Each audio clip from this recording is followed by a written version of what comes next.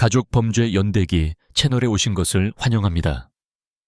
오늘은 2008년 중반 조용한 마을 윌로우 크릭에서 벌어진 끔찍한 이야기를 파헤쳐 보겠습니다. 이 이야기는 겉보기에는 평범한 주부, 미친 여자에게 유혹당한 신부, 그리고 정교한 살인 계획에 대한 것입니다. 2008년 7월 4일 조지아주 윌로우 크릭. 경찰은 숲속 깊은 곳에서 시신이 발견되었다는 익명의 전화를 받고 긴장감이 감돌고 있습니다. 이 발견은 작은 마을 전체를 뿌리째 뒤흔들 만큼 매혹, 기만, 살인에 대한 충격적인 조사로 이어질 것입니다. 마이클 베넷 신부는 항상 윌로우 크릭의 버팀목이었습니다. 차분한 성격과 깊고 울려 퍼지는 목소리로 그는 매주 일요일 교인들을 위로했습니다. 마이클은 40세에 가까운 나이에 교회에 10년 가까이 헌신하여 단순한 신부 그 이상이 되었습니다. 그는 상담가이자 신뢰받는 사람이자 공동체 전체의 도덕적 지침이었습니다. 사람들은 그의 흔들림 없는 믿음뿐만 아니라 진심 어린 연민에 대해서도 그를 존경했습니다. 그는 모든 사람의 이름을 알고 그들의 이야기를 기억했으며 고통받는 영혼을 위로할 적절한 말을 항상 찾는 것처럼 보였습니다. 엘리자베스 하퍼도 그러한 고통받는 영혼 중 하나였지만 흠잡을 데 없는 외모 뒤에 숨겼습니다. 그녀는 아름답고 독실하며 항상 흠잡을 데 없이 옷을 입은 완벽한 남부주부의 전형이었습니다. 성공한 지역 사업가인 제임스 하퍼와 결혼했습니다. 엘리자베스의 삶은 번영의 본보기처럼 보였지만 그 표면 아래에는 그녀만이 알고 있는 점점 커지는 쓰라림, 고름이 흐르는 상처가 있었습니다. 제임스는 친절하고 헌신적이었음에도 불구하고 불임이었습니다. 그들은 몇 년 동안 아이를 가지려고 노력했습니다. 의사와 상담하고 열정적으로 기도했습니다. 그러나 아무것도 효과가 없었습니다. 한때 그들의 집을 채웠던 희망의 속삭임은 오래전에 사라졌고 엘리자베스가 무시할 수 없는 공허함만 남았습니다. 외부 세계에서 그들의 결혼은 이상적으로 보였지만 엘리자베스는 다르게 보기 시작했습니다. 그녀는 왜 신이 그녀가 가장 원하는 것을 거부하는지 이해할 수 없었습니다. 점차 그녀의 믿음은 어두운 무언가로 변질되었습니다. 그녀는 제임스의 불임을 저주로 그가 아마도 더럽혀졌거나 악한 것에 사로잡혔다는 신호로 여기기 시작했습니다. 이러한 생각은 그녀를 갉아먹었고 매일 점점 더 커졌습니다. 그녀의 아이를 갖고 싶다는 집착은 모든 것을 집어삼킬 만큼 커졌고 한때 독실했던 기도를 신의 개입을 간절히 간청하는 것으로 바꾸었습니다. 엘리자베스의 교회 방문은 규칙적이 되었고 다른 교인들이 알아차리지 못할 수 없을 정도였습니다. 그러나 누구도 특이한 것을 의심하지 않았습니다. 결국 그녀는 문제가 있는 결혼 생활에서 아버지 베넷에게 위안과 지침을 구하는 헌신적인 아내였습니다. 처음에 그녀의 고백은 일반적이었습니다. 힘을 달라는 기도, 남편의 불임과의 싸움에 대한 언급, 그리고 커지는 절망감. 그러나 몇 주가 지나면서 그녀의 고백은 점점 더 어두워졌습니다. 엘리자베스는 악마, 제임스에게 씌워졌다고 믿는 저주에 대해 이야기하기 시작했습니다. 그녀는 아버지 베넷에게 그들이 아이를 가질 수 없는 이유가 악마의 영향력 때문이라고 믿고 두려워한다고 말했습니다. 아버지 베넷은 점점 더 커지는 걱정으로 들었습니다. 그의 마음은 엘리자베스의 고통으로 무거워졌습니다. 그는 기도를 제안하고 하나님의 사랑에 대해 이야기하며 주님이 불가사의한 방법으로 일하신다는 것을 상기시켰습니다. 그러나 엘리자베스는 끈질겼습니다. 고백하러 올 때마다 그녀는 저주, 그녀의 삶에 있는 악마의 손길에 대한 생각으로 돌아갔습니다. 점차 그녀는 베넷의 마음에 의심과 두려움의 씨앗을 뿌리며 대화를 조작하기 시작했습니다. 그녀는 그와 같이 하나님과 가까운 사람만이 그녀를 도울 수 있다고 말하며 그의 의무감에 호소했습니다. 그녀는 아마도 하나님이 그녀를 위한 다른 계획을 가지고 있다고 암시하기 시작했습니다. 신부 자신이 참여하는 계획. 엘리자베스는 신의 개입에 대해 하나님이 아버지 베넷을 단순히 이유 없이 그녀에게 데려오지 않았을 것이라고 이야기했습니다. 그녀는 아마도 하나님이 그가 악마의 저주에서 벗어난 아이를 갖도록 돕기를 원한다고 암시했습니다. 그녀가 더 많이 말할수록 믿음과 그녀의 뒤틀린 욕망 사이의 경계가 점점 더 흐려졌습니다. 아버지 베넷은 자신의 서약과 엘리자베스에 대한 커지는 걱정 사이에서 갈등하며 그녀의 말에 저항하려고 애썼습니다. 그러나 엘리자베스는 끈질겼습니다. 그리고 시간이 지나면서 그녀는 그의 저항을 무너뜨렸습니다. 어느 날 저녁 또 다른 감정적인 고백 후에 엘리자베스는 아버지 베넷에게 자신의 집에 와달라고 부탁했습니다. 그녀는 영적인 지도가 필요하고 한계에 다다랐으며 더 이상 어디로 가야 할지 모르겠다고 말했습니다. 마지못해 아버지 베넷은 그녀가 찾는 위안을 줄 수 있다고 믿고 동의했습니다. 그가 도착했을 때 집에는 희미한 불빛이 켜져 있었고 엘리자베스가 문에서 그를 맞이했습니다. 그녀의 눈은 절망과 그가 식별할 수 없는 다른 무언가가 섞여 있었습니다. 그들이 그녀의 거실에서 조용히 앉아 있을 때 엘리자베스는 부드럽게 말했고 그녀의 목소리는 감정으로 가득 차 있었습니다. 그녀는 자신이 얼마나 길을 잃었는지, 악마가 어떻게 승리하는지, 그리고 그녀와 남편에게 더 이상 희망이 없다고 두려워하는지 말했습니다. 그녀는 베넷의 눈을 바라보며 그녀를 구해달라고 애원했습니다. 그녀는 더 가까이 다가갔고 그녀의 손이 그의 손에 부드럽게 닿았고 그녀의 접촉은 있어야 할 것보다 더 오래 지속되었습니다. 아버지 베넷은 몸을 빼려고 노력했고 이것이 부적절하다고 상기시켰습니다. 그러나 엘리자베스의 손길, 그녀의 친밀함, 그리고 그녀가 하나님의 뜻에 대해 이야기하는 방식이 그를 혼란스럽게 했습니다. 그녀는 하나님이 그를 선택했고 그가 순수하고 복된 아이를 세상에 내놓는 방식으로 그녀를 돕도록 운명 지어줬다고 말했습니다.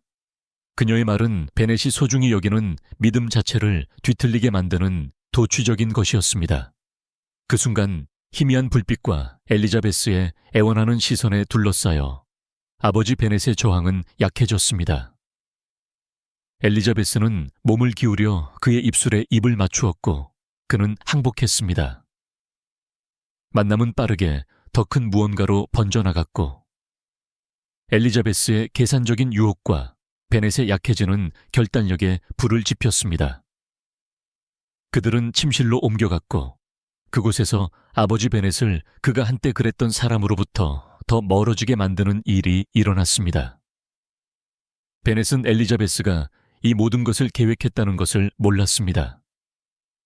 그녀의 목표는 단순히 그를 유혹하는 것이 아니었습니다. 그녀의 목표는 아이를 갖는 것, 그녀가 하나님의 선물이라고 믿고 저주에서 자유로운 아이를 갖는 것이었습니다. 그녀는 제임스가 그 저주를 가지고 있다고 확신했습니다. 자신의 도덕적 타락에 사로잡힌 신부는 엘리자베스의 진정한 동기를 깨닫지 못했습니다. 그에게는 그것이 나약한 순간이었고 영원히 함께할 무거운 죄였습니다. 엘리자베스에게는 그것이 곧 훨씬 더 어두운 무언가로 변할 뒤틀린 계획의 실행이었습니다. 그 운명의 밤 이후 몇 주 후 엘리자베스는 자신의 몸에서 미묘한 변화를 감지하기 시작했습니다. 피로, 메스꺼움, 예민해진 후각. 처음에는 증상을 스트레스나 심지어 희망적인 생각으로 치부하며 무시했습니다. 그러나 날이 갈수록 월경이 멈추자 마침내 임신의 가능성에 대해 생각하게 되었습니다. 그녀는 임신 테스트기를 사서 제임스가 아직 자고 있는 이른 아침에 했습니다. 테스트 결과가 그녀의 추측을 확인했을 때 그녀는 감정에 휩싸였습니다. 엘리자베스는 긍정적인 결과를 가슴에 안고 감사기도를 속삭이며 눈물을 흘렸습니다. 그것은 평범한 임신이 아니었습니다. 그것은 신성한 선물이었고 하나님이 축복하신 아이였습니다. 그 순간 그녀는 모든 고통, 모든 혼란이 이 기적적인 사건으로 이어졌다고 확신했습니다. 그녀의 믿음은 강해졌고 그녀는 삶의 의미를 되찾았습니다. 그러나 날이 주가 되면서 한때 위안과 지침을 제공했던 목소리가 변하기 시작했습니다. 그들은 더욱 강렬해지고 더욱 요구가 많아지며 그녀에게 어두운 생각을 속삭였습니다. 그들은 제임스가 아이에게 위험하고 그의 존재 자체가 위협이라고 말했습니다. 그 목소리는 제임스가 악마에 사로잡혔고 그녀의 미래의 아이를 보호하는 유일한 방법은 그의 삶에서 그를 완전히 제거하는 것이라고 그녀를 확신시켰습니다. 엘리자베스의 정신 상태는 빠르게 악화되기 시작했습니다. 그녀는 세상과 단절하고 대부분의 시간을 혼자 보내며 머릿속의 목소리에 몰두했습니다.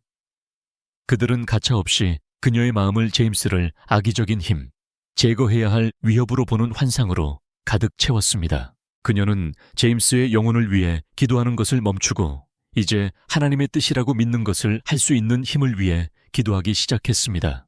남편을 죽이는 것에 대한 생각은 그녀를 두렵게 했지만 그 목소리는 그것이 의로운 행동이라고 말하며 그녀를 안심시켰습니다. 그들은 제임스를 죽임으로써 그녀가 악마의 영향으로부터 아이를 보호하고 아이가 순수하고 거룩하게 태어나도록 보장한다고 말했습니다. 그녀가 더 많이 들을수록 그것이 유일한 방법이라고 확신하게 되었습니다. 그 계획은 그녀의 마음속에서 형성되기 시작했고 목소리가 그녀의 모든 생각을 인도하는 조용한 밤 시간에 모습을 드러냈습니다. 7월 3일 밤, 엘리자베스는 마침내 그녀의 계획을 실행했습니다. 그녀는 제임스가 가장 좋아하는 음식을 만들었고 모든 면에서 완벽하도록 주의를 기울였습니다. 그들이 저녁 식사를 위해 앉았을 때 그녀는 그를 주의 깊게 관찰하며 그가 등을 돌릴 적절한 순간을 기다렸습니다. 그녀는 그의 음료에 강력한 수면제를 몰래 넣고 평소와 같이 쉽게 저었습니다. 위험을 감지하지 못한 제임스는 아내에게 미소를 짓고 요리 솜씨를 칭찬하며 그것을 마셨습니다. 약은 빠르게 효과를 나타냈습니다. 제임스의 눈꺼풀이 무거워지고 그가 잠들지 않으려고 애쓰면서 그의 말이 어눌해졌습니다. 엘리자베스는 침착함을 유지하며 그가 매우 피곤해야 한다고 말하며 그를 침대로 데려가면서 걱정스러운 표정을 지었습니다. 그가 의식을 잃자 엘리자베스는 목적의식을 가지고 행동했습니다. 그녀는 부엌에서 칼을 가져와 침실로 돌아갔습니다. 그 목소리는 그녀를 재촉하며 진실의 순간이 왔다고 말했습니다. 그녀는 잠시 망설였지만 그 목소리는 더 커졌고 그녀를 행동으로 몰아넣었습니다. 그들은 그녀의 마음을 그녀의 미래의 아이, 연약하고 위험에 처한 아이의 이미지로 가득 채웠고 제임스의 피를 흘려야만 아이를 보호할 수 있다고 말했습니다. 엘리자베스의 손은 칼을 들었을 때 떨렸지만 그녀의 결심은 흔들리지 않았습니다. 마지막 기도와 함께 그녀는 칼날을 내리고 제임스를 여러 번 찔렀습니다. 칼을 찌를 때마다 그녀가 옳다고 말하는 찬양의 목소리가 동반되었습니다. 모든 것이 끝났을 때 엘리자베스는 남편의 생기 없는 시신 위에 서서 숨을 헐떡였습니다. 방에는 이제 불길한 침묵이 감돌았고 마치 그녀가 한 일에 만족하는 듯 목소리는 더 이상 들리지 않았습니다. 엘리자베스는 피로 물든 시트를 바라보며 자신의 행동의 끔찍함을 깨달으려고 애쓰면서 정신이 마비되었습니다. 그러나 그녀가 죄책감이나 슬픔을 느낄 틈도 없이 목소리가 다시 돌아왔고 이제 더 부드러워져 그녀가 모든 것을 제대로 했다는 약속으로 그녀를 안심시켰습니다. 그녀가 그녀의 아이를 구했다는 것을. 그 밤에 잠자리에 들면서 엘리자베스는 손을 배에 얹고 미래의 아이에게 자장가를 속삭이며 그녀가 신성한 목적을 완수했다고 확신했습니다. 그날 밤 이후 몇 주 동안 아버지 베넷은 그의 심장을 죄는 무언가를 알아채기 시작했습니다. 미사 동안 그는 엘리자베스의 배가 점점 더 커지는 것을 보지 않을 수 없었습니다. 그녀가 움직이는 방식, 그녀의 배에 약간 둥근 모습은 틀림없었습니다. 그들의 만남에 대한 기억이 그에게 밀려들면서 차가운 공포가 그의 가슴에 자리 잡았습니다. 그녀가 품고 있는 아이가 그의 아이일까? 그 생각만으로도 그는 죄책감에 메스꺼움을 느꼈습니다. 엘리자베스의 남편인 제임스 하퍼가 며칠 동안 마을에서 보이지 않았다는 것을 깨달았을 때 그의 걱정은 더욱 커졌습니다. 일반적으로 제임스는 윌로우 크릭을 자주 방문했고 그의 부재는 아버지 베넷만이 알아차린 것이 아니었습니다. 소문이 무성했지만 아무도 그가 어디로 사라졌는지 아는 사람은 없는 것 같았습니다. 신부의 생각은 걷잡을 수 없이 선택사항을 훑어보았고 그중 어느 것도 이전 것보다 더 불안하지 않았습니다. 더 이상 자신의 의심의 무게를 견딜 수 없었던 베넷은 엘리자베스와 이야기하기로 결심했습니다. 어느 일요일 미사 후에 그는 조용히 그녀에게 다가가 긴장된 목소리로 그녀를 옆으로 데려갔습니다. 그는 그녀의 남편 제임스에 대해 물었고 그를 괴롭히는 두려움을 숨기려고 애썼습니다. 엘리자베스는 침착한 미소로 그의 눈을 마주쳤고 그녀의 눈은 아무것도 나타내지 않았습니다. 그녀는 제임스가 출장을 갔고 곧 돌아올 것이며 걱정할 것이 없다고 말했습니다. 그러나 아버지 베넷은 무언가가 끔찍하게 잘못되었다는 느낌을 떨쳐버릴 수 없었습니다. 엘리자베스의 확신은 그를 거의 안심시키지 못했습니다. 사실 그들은 그의 걱정만 더했습니다. 그녀가 말하는 방식, 그녀가 그의 두려움을 얼마나 쉽게 털어버렸는지는 그에게 불쾌한 느낌을 남겼습니다. 그는 그녀가 무언가를 숨기고 있다는 것을 느끼기 위해 그녀를 충분히 잘 알고 있었습니다. 죄책감과 두려움이 그를 갉아먹기 시작했고 그는 그녀를 피하며 그녀와 거리를 두는 자신을 발견했습니다. 한때 그가 그렇게 연민을 느꼈던 여성은 이제 그에게 공포를 불러 일으켰습니다.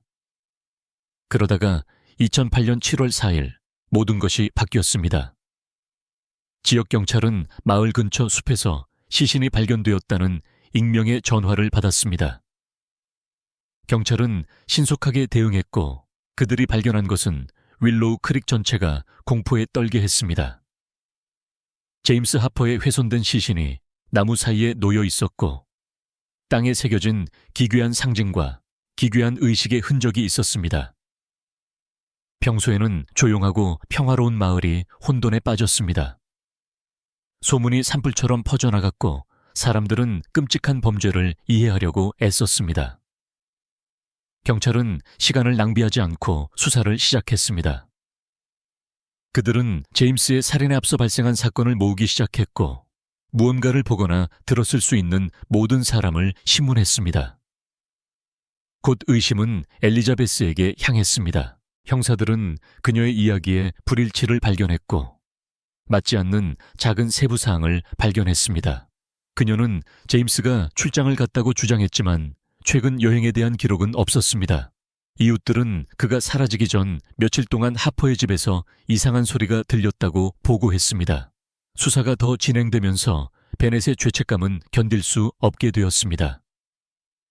그는 멀리 떨어져 있으려고 노력하고 거리를 두었지만 커지는 책임감을 무시할 수 없었습니다. 그는 경찰이 모르는 것을 알고 있었습니다. 모든 것을 바꿀 수 있는 것. 무거운 마음으로 그는 자백하기로 결심했습니다. 그는 경찰서에 가서 엘리자베스와의 관계를 자백하고 엘리자베스가 품고 있는 아이가 자신의 아이일 수도 있다는 두려움에 대해 말했습니다. 그것은 어려운 결정이었지만 그는 더 이상 비밀을 지킬 수 없었습니다. 형사들은 그의 자백을 심각하게 받아들였고 이것은 엘리자베스에 대한 수사를 더욱 강화했습니다. 그들은 사건의 연대기를 작성하기 시작했고 그녀의 잦은 교회 방문과 점점 더 불안정해지는 행동을 발견했습니다. 목격자들은 제임스의 죽음 전 몇 주 동안 그녀가 이상하게 행동하는 것을 보았다고 보고했습니다. 스스로에게 말하고 이상한 시간에 거리를 배회했습니다. 엘리자베스를 살인 현장과 연결하는 증거가 쌓이기 시작했습니다. 칼에서 그녀의 지문이 발견되었고 그들의 집에서 제임스의 혈흔이 발견되었습니다. 증거가 쌓이면서 엘리자베스의 외관은 무너지기 시작했습니다.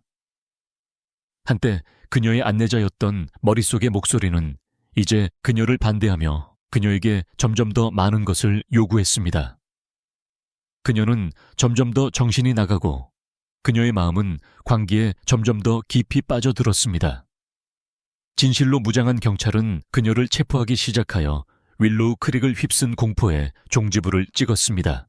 2008년 8월 8일 조용한 마을 윌로우 크릭은 경찰이 엘리자베스 하퍼를 체포하기 위해 그녀의 집에 도착했을 때 다시 충격을 받았습니다. 그때쯤 그녀의 임신은 틀림없이 눈에 띄었습니다. 그녀의 배는 신성하게 잉태되었다고 믿는 아이로 둥글었습니다. 경찰은 신속하게 행동하여 집을 봉쇄하고 엘리자베스를 수갑을 채워 데려갔습니다. 그녀는 저항하지 않았고 그녀를 기다리는 경찰차로 호위하면서 그녀의 얼굴은 끔찍할 정도로 침착했습니다.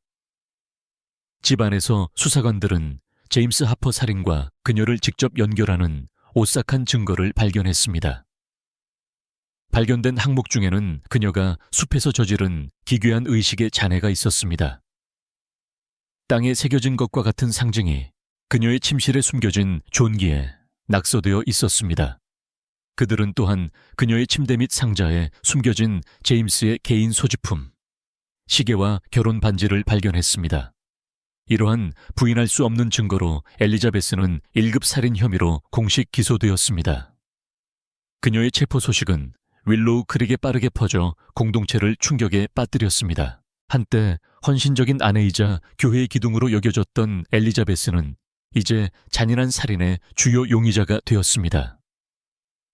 자백 후 그녀와 거리를 두었던 아버지 베넷은 깊은 절망에 빠졌습니다. 그의 행동이 비극의 역할을 했다는 깨달음은 그에게 견딜 수 없었습니다. 그는 자신의 판단 잘못이 인간의 죽음으로 이어진 일련의 사건을 촉발했다는 것을 알고 괴로워했습니다. 가을이 다가오면서 재판 준비가 시작되었습니다. 2008년 10월 10일 법정은 언론이 악마의 아내라고 부른 여성을 보기 위해 몰려든 관람객으로 가득 찼습니다. 재판은 마을의 주요 화제가 되었고 모든 세부 사항은 사건을 따라온 사람들에 의해 논의되고 분석되었습니다. 검찰은 엘리자베스를 자신의 뒤틀린 목표를 달성하기 위해 아버지 베넷을 자신의 그물로 유인한 교활한 여성으로 묘사하며 신중한 정확성으로 사건을 제시했습니다. 그들은 그녀가 들었다고 주장하는 목소리는 그녀의 끔찍한 행동을 정당화하기 위한 편리한 구실에 불과하다고 주장했습니다.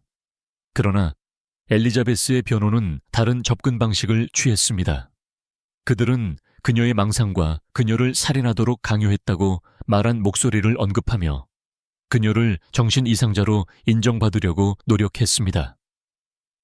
그들은 엘리자베스가 과거에 정신질환을 앓았다는 증언을 한 의료 전문가를 제시하며 그녀가 범죄를 저질렀을 때 자신의 행동을 통제하지 못했다는 것을 암시했습니다. 그들은 그녀를 아이를 가질 수 없는 무능력과 그녀가 신성한 아이를 품고 있다는 믿음에 절망에 빠진 깊이 불행한 여성으로 묘사했습니다. 재판의 전환점은 아버지 베넷이 핵심 증인으로 소환되었을 때였습니다. 그가 자리에 앉자 법정에는 침묵이 감돌았습니다. 그의 죄책감의 무게는 그의 고개 숙인 시선에 드러났습니다. 그의 증언은 결정적이었고 모두가 그것을 알고 있었습니다. 베넷은 살인에 앞서 발생한 사건에 대해 이야기했고 엘리자베스가 그를 유혹한 방법과 그가 하나님의 뜻을 수행하고 있다고 믿도록 조작된 방법에 대해 자세히 설명했습니다. 그는 더 큰 비극을 막기 위해 경찰에 자신의 죄를 고백하게 만든 압도적인 죄책감에 대해 이야기했습니다. 그의 말은 배심원들에게 지울 수 없는 인상을 남겼습니다. 그들은 그를 깊이 잘못했지만 궁극적으로 후회하는 사람으로 보았습니다. 검찰은 그의 증언을 이용하여 엘리자베스가 냉철하게 살인을 계획하고 신부에 대한 자신의 영향력을 이용하여 자신의 목표를 달성했다는 주장을 강화했습니다. 그러나 변호는 베넷의 증언이 망상에 사로잡힌 엘리자베스가 얼마나 정신 이상이 되었는지를 입증할 뿐이라고 주장했습니다. 재판이 진행되는 동안 윌로우 크릭 주민들은 공포와 불신 사이에서 갈등했습니다. 법정에서 밝혀진 세부 사항은 충격적이었습니다. 의식살인, 뒤틀린 종교적 신념, 한때 존경받던 신부의 몰락. 이 사건에는 수년 동안 속삭일 암울한 이야기에 모든 요소가 있었습니다. 마침내 2008년 11월 15일 배심원단은 평결을 내렸습니다. 엘리자베스 하퍼는 1급 살인 혐의로 유죄 판결을 받았습니다.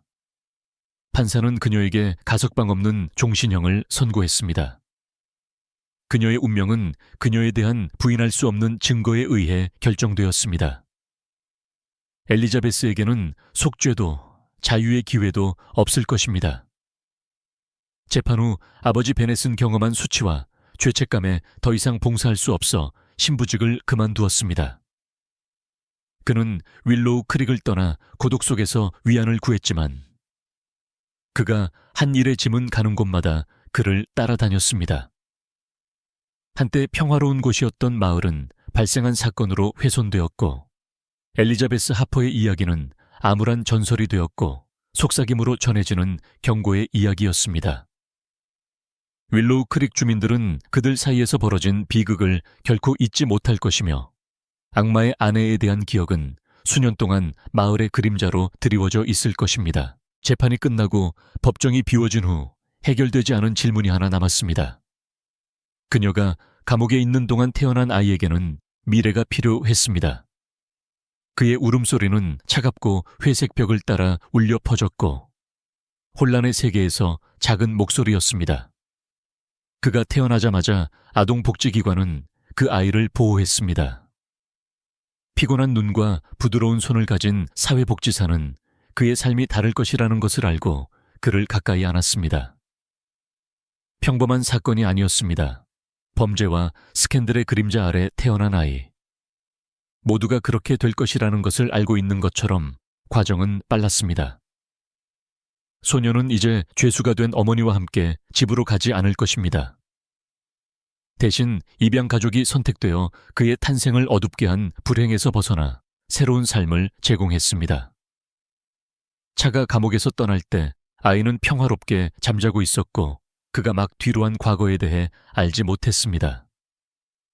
조용한 마을 어딘가에서 가족은 새로운 구성원을 맞이할 준비를 하고 있었습니다. 그들은 그의 기원에 대한 진실에서 벗어나 그에게 새로운 시작을 주기를 희망했습니다. 그러나 과거는 항상 묻혀있는 것은 아닙니다. 그리고 언젠가 그 오래된 비밀이 수면 위로 떠오를 수 있습니다. 윌로우 크릭에서 열정이 식으면서 엘리자베스 하퍼와 아버지 베넷의 이야기는 답보다 더 많은 질문을 우리에게 남깁니다. 엘리자베스는 아이를 갖고 싶다는 집착 때문에 정말 미쳤을까요? 아니면 그녀가 들었다고 주장하는 목소리는 그녀의 행동에 대한 편리한 구실에 불과했을까요? 아버지 베넷이 자신의 나약함에 굴복하지 않았다면 이 비극을 막을 수 있었을까요? 마을 사람들은 엘리자베스가 자신의 망상에 희생되었을 수도 있다고 속삭이는 반면 다른 사람들은 그녀가 누구도 상상할 수 있는 것보다 훨씬 더 계산적이었다고 믿습니다. 아버지 베넷은 어떻습니까? 한때 믿음의 사람이었던 그는 이제 자신이 한때 그랬던 사람의 부서진 그림자입니다. 그가 유혹에 저항했다면 속죄를 찾을 수 있었을까요? 아니면 그의 몰락은 불가피했을까요? 그가 옹호하고자 했던 바로 그 믿음의 결과. 따라서 여러분도 저희처럼 뒤틀린 집착과 어두운 비밀에 대한 이야기에 사로잡히셨다면 반드시 저희 채널을 구독하십시오. 저희는 인간 본성의 깊이를 파고드는 수많은 실제 범죄 이야기를 가지고 있으며 그곳에서 집착은 파멸을 가져옵니다. 때로는 진실이 소설보다 낯설기 때문에 이 매혹적인 이야기를 놓치지 마십시오.